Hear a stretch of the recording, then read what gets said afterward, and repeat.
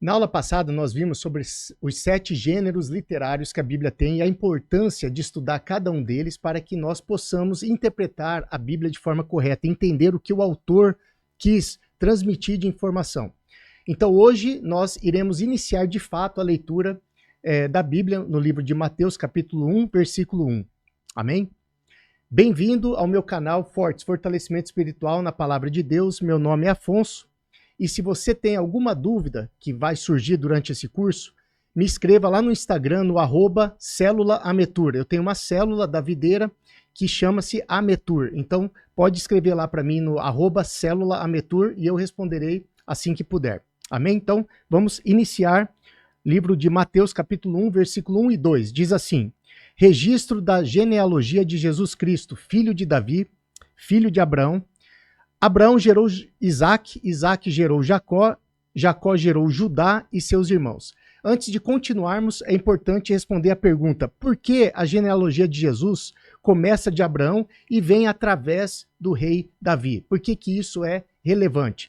Então, como vocês estão vendo aí ao lado, nós vamos fazer uma pequena prévia na história da Bíblia. Então, o primeiro personagem importante é Abraão. Ele viveu em torno de 2.000 anos antes de Cristo, ou seja, 4.000 anos atrás. Abraão, diz a Bíblia, Deus, conhecendo o coração dele, viu que ele era um homem justo e Deus escolheu para que dele viesse o Messias, que é Jesus. Então, da nação que geraria de Abraão, veio o Messias Jesus. Então, Abraão, em 2.000 antes de Cristo, gerou Isaac. Isaac, por sua vez, gerou Jacó, também há 2.000 anos atrás, em torno de 2.000 anos atrás, 2.000 anos antes de Cristo, aliás, 4.000 anos atrás. E Jacó é conhecido por ter lutado com o anjo, e ao lutar com o anjo, o nome dele foi mudado de Jacó, que significa enganador, para Israel, que significa aquele que luta com Deus, ou um príncipe de Deus. Tem várias interpretações diferentes sobre o nome Israel. De Jacó vieram 12 filhos e uma filha, Diná. Porém, naquela época era considerado somente a linhagem pelos homens, patriarcal.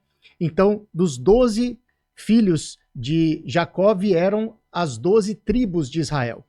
Então, Jacó, que também chamava Israel, teve 12 filhos, e cada filho simboliza uma tribo de Israel. E dessas 12 tribos, surgiu todo o povo judeu que ainda existe hoje. E da tribo de Judá, que é um dos filhos de Jacó, veio o rei Davi, isso em torno de 1.000 antes de Cristo. Então Davi viveu 1.000 anos depois que Abraão, Isaac e Jacó viveram, ou seja, 3.000 anos atrás. Então Davi, no ano 1.000 antes de Cristo, ele virou rei de Israel, e através de Davi, como vocês estão vendo, veio Jesus no ano 0, né? Então essa é a história do porquê o objetivo dessa genealogia é importante. Porque de Abraão foi feita uma promessa. Deus fez uma promessa a Abraão dizendo que os descendentes dele seriam milhares na terra. E desses descendentes viriam o Messias, que é o Salvador não só do povo judeu, mas também de todos nós não judeus, ou seja, gentios. Amém? Então, com isso, a profecia que foi dada no Velho Testamento de que Jesus nasceria da tribo de Judá se cumpre em Jesus, porque Jesus veio de Davi, que Davi era também da tribo de Judá. Aí eu te pergunto, ou você pode me perguntar, por que Jesus teve que vir à Terra, Afonso? De toda essa história de que Jesus veio através de Abraão, Isaac e Jacó, também através da linhagem do rei Davi, por que Jesus teve que vir à Terra? Muita gente não sabe, ou muita gente acha que sabe, Jesus veio só para nos mostrar o caminho, mas na verdade o caminho já tinha sido mostrado através da lei de Moisés. Então a pergunta de por que Jesus teve que vir à Terra, eu vou contar uma pequena e breve história para vocês. Então, como vocês estão vendo aí do lado, Deus criou o mundo para ser perfeito. Criou um jardim chamado Éden, e nesse mundo onde Deus criou para nos receber, esse mundo era perfeito, não tinha dor, não tinha doença, não tinha fome, sede, frio, calor, não existia necessidade de correr atrás de dinheiro, de pagar contas. Era um mundo perfeito, santo, onde todo mundo deveria viver em harmonia. Não existiria guerra ou morte A morte não existia. A morte veio com o pecado de Adão e Eva. Porém, Deus colocou o ser humano nesse jardim. Mas esse ser humano, Deus não queria um robô. Deus não queria que o ser humano fosse um robô, condicionado a amar ele, sem escolha própria. Então Deus criou o ser humano com o livre-arbítrio. E o livre-arbítrio significa que o ser humano poderia sim, um dia, se quisesse, se rebelar contra Deus.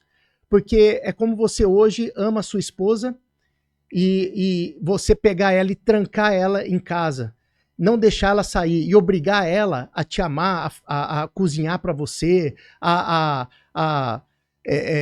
sentar com você e conversar nos finais do dia. Obrigar ela a fazer isso, isso não é amor. Na verdade, você não teria prazer nisso, e muito menos ela. Então Deus não queria uma pessoa, um robô, uma pessoa condicionada a amar ele sem ter a opção de querer sair se quisesse. Então Deus nos criou Adão e Eva com esse livre-arbítrio. E criou uma árvore no centro do jardim, e essa era a árvore que dava a eles a possibilidade de praticarem esse livre-arbítrio. E Deus disse claramente a eles: vocês podem comer de todas as árvores, exceto desse fruto dessa árvore. Porque o dia que comer, em outras palavras, vocês estarão se rebelando contra mim. Vocês estarão me desobedecendo. E vocês têm o livre-arbítrio para fazer isso. Eu estou dizendo para vocês, não façam. É melhor que vocês fiquem do jeito que estão, me amando por querer me amar. Mas vocês têm que ter o livre-arbítrio para que eu receba esse amor verdadeiro. Mas, infelizmente, nós sabemos que Adão e Eva pecaram. Eles escolheram comer daquele fruto e foram lançados fora do Jardim do Éden. E ao ser lançado fora do Jardim do Éden, agora Deus tem duas opções na mão dele. A opção número 1 é exterminar a raça humana, já que eles pecaram. Agora, eles não vão viver do jeito que eu queria que eles vivessem, que é sem pecado, sem dor, sem morte, sem sofrimento. Essa era uma opção, exterminá-los e acabar com esse projeto, vamos chamar assim, seres humanos. Ou a segunda opção é continuar com esse projeto, mas como Deus é justo, ele não pode simplesmente passar a mão na cabeça e fingir que aquele pecado não existiu, que aquele livre-arbítrio foi usado de forma errada. Ele não poderia simplesmente ignorar isso. Então ele optou pela segunda opção, que é manter o ser humano vivo e deixar que o ser humano se multiplicasse na Terra. Porém, ele tinha que pagar esse preço, e o ser humano não conseguiria mais pagar esse preço. Nós somos fracos, falhos, nós somos pecadores. Então, ali no Jardim do Éden, ele escolheu amar a humanidade, manter a humanidade viva, mas para isso ele teria que mandar o seu Filho, Jesus Cristo, morrer por nós na cruz, para que, através da morte dele, o pecado dos nossos antepassados, Adão e Eva, fossem perdoados, fossem jogados no mar do esquecimento, como diz a Bíblia. Porque nenhum sangue poderia pagar esse preço, nenhum sangue pecaminoso. Então, por isso, Jesus, que é o próprio Deus, se fez carne e veio na terra para pagar esse pecado por nós. É por isso que, como você diz aqui, como vocês veem aqui em Gênesis, capítulo 3, versículo 15, Deus, profetizando já a vinda de Jesus, disse: porém, inimizade entre você, aqui Jesus está falando com a serpente que enganou Eva, que é o diabo, porém, inimizade entre você, diabo, e a mulher, entre a sua descendência, a descendência do diabo são os filhos de Satanás, os ímpios que não querem seguir a Jesus. E o descendente dela, veja que aqui é singular, o descendente de Eva. Aqui ele está falando de Jesus, não está falando de nós, seres humanos, que aceitamos seguir a Jesus. Aqui está falando de Jesus, o descendente dela. Esse Jesus lhe ferirá a cabeça da serpente, e a serpente, em troca, ferirá o calcanhar dele. Significa que ele passará por dores, por sofrimentos aqui na terra, que é a simbologia de morder o calcanhar. Porém, ele não vai morrer disso, ele vai triunfar sobre a morte, ele vai triunfar sobre a serpente no final. Por isso que a profecia diz que ele pisará a cabeça da serpente. Então ele sairá vitorioso. Então isso aqui foi falado lá no Éden, quando o homem pecou. Adão e Eva estavam lá, nós não estávamos aqui, o mundo não tinha nada a ver com o que é hoje. O mundo estava iniciando, o mundo que a gente conhece, cheio de pecados, estava iniciando ali. E ali mesmo Deus já prometeu uma saída. Então, a pergunta, por que que Jesus teve que vir à Terra? Por que que Jesus, descendente de Abraão, Isaac e Jacó, teve que vir à Terra para nos mostrar um caminho? Não, o caminho já estava mostrado, a gente tem a Bíblia. Antes de Jesus vir, já sabíamos o que era pecado e como agradar a Deus. A Bíblia explica isso. Mas ele veio principalmente para nos ensinar um novo caminho, sim, que é o caminho da graça, mas também, principalmente, morrer por nós na cruz, que essa era a promessa que ele fez lá no Éden, para resgatar um homem e poder escolher manter o homem vivo, manter esse projeto de Deus vivo, que somos nós, seres humanos. Então ele nos amou tanto e nos ama ainda tanto, que ele preferiu se fazer carne e morrer por nós, do que dizer, não, eu vou exterminar todos os humanos e vou acabar com esse projeto chamado ser humano com livre-arbítrio. Então esse é o grande amor de Deus e o porquê que Jesus teve que vir à Terra e teve que morrer. Muitas pessoas culpam os judeus, mas os judeus são maus, eles mataram Jesus. Jesus teve que vir para morrer, Jesus veio para morrer. E Jesus disse, ninguém tira a minha vida, eu a dou de bom grado, eu escolho morrer, Jesus diz em outras palavras. Ninguém poderia tirar a vida de Jesus se ele não tivesse aceito esse chamado de morrer por nós para nos perdoar. Amém? Então, continuando aqui, o próximo seria Mateus 1, capítulo 3, mas eu vou pular aqui o Mateus capítulo 1, versículo 3, e vou direto para Mateus 1,15.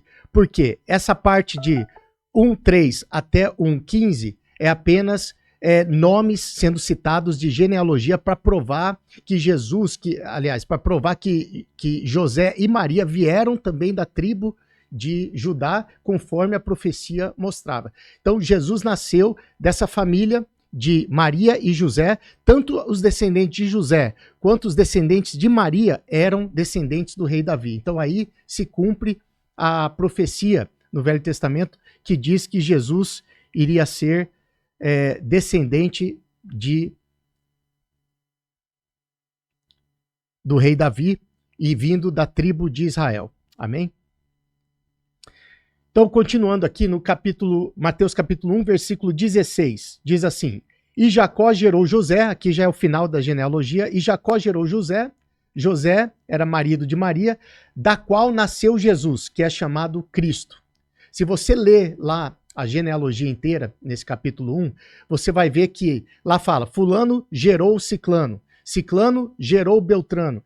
É sempre gerou, gerou, gerou. Mas quando chega em José, aqui diz José, marido de Maria, da qual nasceu Jesus. Maria, da qual nasceu Jesus. Então aqui prova que José não gerou Jesus. Jesus nasceu do Espírito Santo, não foi um nascimento normal, como é o nosso nascimento, que é a junção de um homem e uma mulher. Porém, Jesus nasceu do Espírito Santo, que foi que veio e plantou Jesus, aquela semente de Jesus, na Virgem chamada Maria. Amém? Uma outra curiosidade legal de saber é o nome Cristo. Da onde veio Cristo? Cristo significa, em grego, o mesmo que Messias, que é a palavra em hebraica Mexia. Então, ao traduzir, em vez de manter Mexia no hebraico, eles traduziram para o grego Cristo, que nada mais é do que Messias. Messias significa o ungido de Deus. Então, Jesus é o ungido de Deus, aquele que é santo, que é Deus, que veio e se fez carne para pagar pelos nossos pecados. Amém? Continuando, Mateus 1,17 diz assim, assim, ao todo houve 14 gerações de Abraão a Davi, 14 de Davi até o exílio da Babilônia e 14 do exílio até Cristo. Mateus 1,18. Foi assim o nascimento de Jesus Cristo. Maria, sua mãe, estava prometida em casamento a José, mas antes que se unissem, achou-se grávida pelo Espírito Santo. O que quer dizer? Quero chamar a atenção de vocês para essa frase. Antes que se unissem. Então aqui significa que eles não tiveram relação sexual, que é a forma natural de fazer filhos, né? Aqui Maria foi concebida pelo Espírito Santo de Deus e era costume na época a mulher ser prometida para um homem, porém ainda não estar casada. né? Aqui Maria também ainda não estava casada com José, ela estava apenas prometida a José. Era como se as famílias, na verdade as famílias se reuniam e decidiam com quem os filhos iam casar. Era como se fosse um acordo feito, um negócio. E ali Maria, a família de Maria, a família de José se uniram e prometeram um ao outro. Então ali eles estavam esperando o dia do casamento para de fato poder ter relação sexual conforme é o natural, né? Deus diz para a humanidade, né, Adão e Eva, multiplicai-vos, e para multiplicar nós temos que ter relação sexual. Mas dentro de um casamento, dentro de uma instituição, dentro de um acordo público, né, que nós chamamos hoje de casamento. Mas eles não tinham ainda se casado. Então, obviamente, não tinham ainda se unido. E pelo fato de não ter tido ainda relação sexual, Maria e José, e ela estar grávida, isso causou um problema muito grande para Maria. Era uma cidade pequena, imagina uma vila, na verdade, pequena, onde todos se conhecem, muita fofoca, não é diferente do que seria hoje. Então, de repente, Maria, que estava só prometida, ainda não tinha casado ainda com José, ela aparece grávida, todo mundo estava, obviamente, condenando Maria. E isso causou com que José ficasse envergonhado, ficasse confuso, sem saber se mantia Maria ou não. Porque ali, naquela situação, ele poderia pedir o divórcio, pedir a anulação, né, desse comprometimento, e poderia até exigir o apedrejamento de Maria, porque ali poderia ser considerado como uma traição, já que Maria estava prometida a José e agora ela aparece grávida, e o filho não era de José. Então, continuando aqui, Mateus 1,19 diz assim: por ser José, seu marido, um homem justo e não querendo expô-la à desonra pública, pretendia anular o casamento secretamente. Então, aqui, José poderia exigir que ela fosse apedrejada, José poderia largar ela, abandonar ela e dizer está anulado todo esse acordo de casamento, porém, ele, por ser um homem justo, um homem de bom coração, não é justo porque ele era simplesmente que era justo com as pessoas, mas ele era justo no sentido de um homem temente a Deus. Ele não queria expor Maria, não queria humilhar ela. Então ele pensou só em anular o casamento, pedir que todo esse acordo fosse desfeito. Isso ele pensou. Porém, antes de fazer, diz a Bíblia que um anjo interveio. Vamos lá, em Mateus capítulo 1, versículo 20, diz assim: mas depois de ter decidido isso, depois que José decidiu, eu vou anular o casamento, apareceu a José um anjo do Senhor em sonho e disse: José, filho de Davi, ou seja, José era descendente de Davi, ou seja, da tribo de Judá, não tema receber Maria como sua esposa, pois o que nela foi gerado procede do Espírito Santo. Então aqui o anjo está dizendo para ele: não anule o casamento, não cancele esse acordo, porque o que foi gerado dela não é um homem, ela não te traiu, isso aí foi gerado do Espírito Santo de Deus, que é uma promessa, é o Messias que está vindo ao mundo. Mateus 1, 21, continua: ela dará à luz a um filho, diz o anjo, e você dará o nome a ele de Jesus, porque ele salvará o seu povo dos seus pecados. O nome Jesus era um nome comum em Israel, tanto é que o nome Josué e o nome Jesus é o mesmo nome em hebraico. Jesus é o nome versão grega do hebraico Josué, tá? E Jesus significa o Senhor salva, por isso o anjo disse, deu nome a ele de o Senhor salva, Josué, ou seja, Jesus em grego. Para nós é Jesus. Amém? Continuando então, em Mateus 1, 22, 23. Tudo isso aconteceu para que se cumprisse o que o Senhor dissera pelo profeta. A virgem ficará grávida e dará à luz a um filho. E lhe chamarão Emanuel, que significa Deus conosco. Emanuel significa em hebraico Deus conosco. Por que era importante, você me pergunta, que Jesus nascesse de uma virgem? Por que não Jesus nascer da união normal entre um homem e uma mulher casados, que é a instituição que Deus criou, né? O pecado, o sexo, ele não é um pecado. O pecado dentro do casamento, ele é uma bênção de Deus. Por que Jesus não poderia ter nascido da união de José e Maria? Então, a resposta a isso é que Jesus tinha que nascer de uma virgem, tinha que ser um nascimento virginal, porque todos nós que nascemos da relação natural entre um homem e uma mulher, nós já nascemos no pecado, nós já nascemos pecadores. E era necessário que o Salvador, que era necessário que Jesus se oferecendo como o Cordeiro de Deus que tira o pecado do mundo, ele não poderia ter nenhum pecado.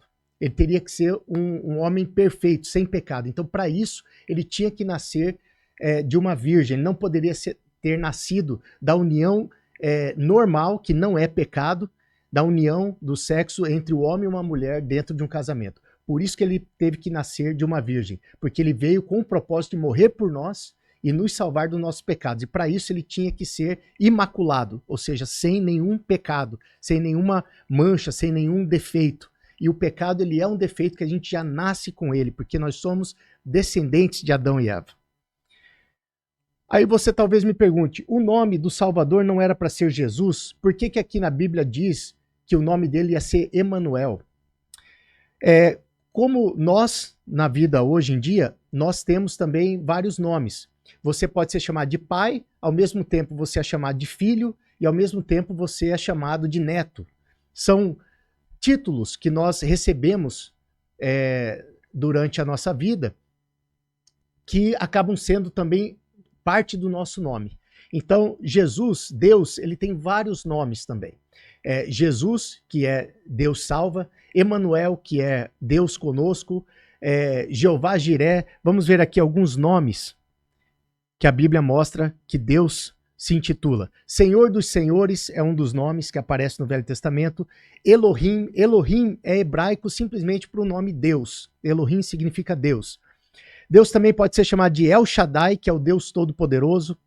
Ele pode ser chamado, e você vai ver que Jesus se auto-intitula também algumas vezes dizendo que ele é o Eu Sou, que é o nome que Deus disse que o nome dele era para Moisés. Moisés, ao ser enviado para o Egito para tirar o povo lá da escravidão, Moisés perguntou, mas Senhor, qual é o seu nome? O que eu digo para eles que quem me enviou? E aí Deus falou, diga para eles que o Eu Sou te enviou. Então, Eu Sou, simplesmente Eu Sou, é um dos nomes também de Deus. E é curioso que hoje em Israel, no hebraico antigo dessa época, e também continua hoje no hebraico moderno, eles não conjugam o ser e estar no pronome eu. Eles não falam eu sou Afonso, eles dizem simplesmente eu Afonso.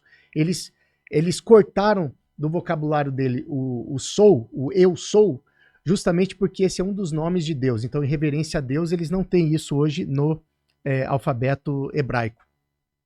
Continuando aqui, alguns nomes. Jeová Jiré, que significa o Senhor proverá. Jeová Rafá, que é o Senhor cura. Todos esses são nomes de Deus na Bíblia. Jeová Nissi, o Senhor é minha bandeira. Jeová Chamá, o Senhor está aqui, o Senhor nos ouve. Então todos esses são nomes de Deus. Então não há uma contradição na Bíblia. Ali falou que o anjo falou que deveria ser chamado de Jesus, mas o profeta falou que deveria ser chamado de Emanuel. Então tem um erro na Bíblia. Não, não é erro na Bíblia. É simplesmente o fato de que nós temos também diferentes títulos, né, na vida. Eu sou o filho do meu pai, eu sou pai da minha filha e eu sou marido da minha esposa. Então eu sou pai, eu sou filho e eu sou marido. Eu tenho títulos diferentes. Assim, dessa mesma forma, é Deus. Amém? Então aqui nós terminamos a nossa aula número 2. Se você gostou, compartilhe com os seus amigos. Se você tem alguma dúvida, me mande no @celulametur lá no Instagram e eu te responderei. Dúvidas, perguntas, sugestões. Não perca, todas as sextas-feiras eu lanço um vídeo novo.